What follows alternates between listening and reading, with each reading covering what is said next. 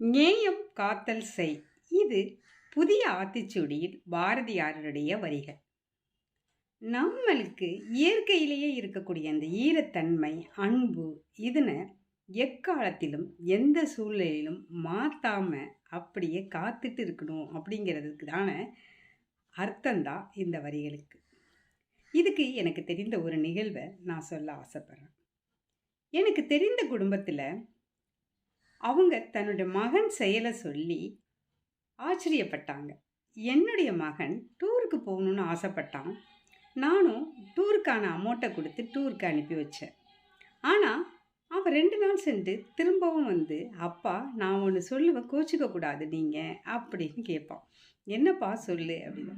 நான் உண்டியலில் நீங்கள் கொடுத்த அமௌண்ட்டெல்லாம் நான் சேர்த்து வச்சுருக்கேனே, அதை என் நண்பனுக்கு டூருக்கு நான் பணம் கட்டி நான் அழைச்சிட்டு போகலான்னு இருக்கேன் அப்படின்னு சொல்லுவான். ஏன்னா என்னுடைய நண்பனுடைய அப்பாட்ட பணம் இல்லை அப்படின்னு. உடனே அப்பா நல்ல விஷயந்தாண்டா, போயிட்டு வா அப்படின்னு சொல்லியிருக்கிறாரு.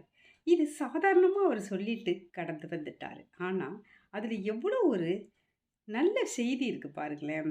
ஒரு சின்ன பையன் தனக்குன்னு சேர்த்து வச்சிருக்கிற பணத்தை தனக்குன்னு இல்லாமல் இல்லாத ஒரு நண்பனுக்காக கொடுத்து உதவுறதுங்கிறது தான் அந்த ஈரத்தன்மை, அன்பு. அதை அவன் எப்படி காத்திருக்கான் பாருங்க. இதை தான் நேயம் காத்தல் செய் என்று பாரதியார் கூறுகிறார். நன்றி. நேயம் காத்தல் செய். இது புதிய ஆத்திச்சூடியில் பாரதியாருடைய வரிகள். நம்மளுக்கு இயற்கையிலேயே இருக்கக்கூடிய அந்த ஈரத்தன்மை, அன்பு இதனை எக்காலத்திலும் எந்த சூழ்நிலையிலும் மாத்தாம அப்படியே காத்துட்டு இருக்கணும் அப்படிங்கிறதுக்கு தான அர்த்தம்தான் இந்த வரிகளுக்கு. இதுக்கு எனக்கு தெரிந்த ஒரு நிகழ்வை நான் சொல்ல ஆசைப்படுறேன். எனக்கு தெரிந்த குடும்பத்தில் அவங்க தன்னுடைய மகன் செயலை சொல்லி ஆச்சரியப்பட்டாங்க. என்னுடைய மகன் டூருக்கு போகணுன்னு ஆசைப்பட்டான். நானும் டூருக்கான அமௌண்ட்டை கொடுத்து டூருக்கு அனுப்பி வச்சேன். ஆனால் அவன் 2 நாள் சென்று திரும்பவும் வந்து, அப்பா நான் ஒன்று சொல்லுவேன், கோச்சிக்க கூடாது நீங்கள் அப்படின்னு கேட்பான். என்னப்பா சொல்லு அப்படின்னு. நான் உண்டியலில் நீங்கள் கொடுத்த அமௌண்ட்டெல்லாம் நான் சேர்த்து வச்சுருக்கேனே, அதை என் நண்பனுக்கு டூருக்கு நான் பணம் கட்டி நான் அழைச்சிட்டு போகலான்னு இருக்கேன் அப்படின்னு சொல்லுவான். ஏன்னா என்னுடைய நண்பனுடைய அப்பாட்ட பணம் இல்லை அப்படின்னு. உடனே அப்பா நல்ல விஷயந்தாண்டா, போயிட்டு வா அப்படின்னு சொல்லியிருக்கிறாரு.